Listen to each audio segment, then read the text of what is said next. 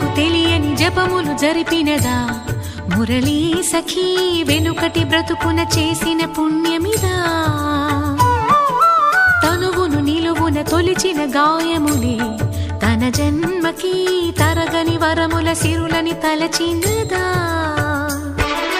కృష్ణాని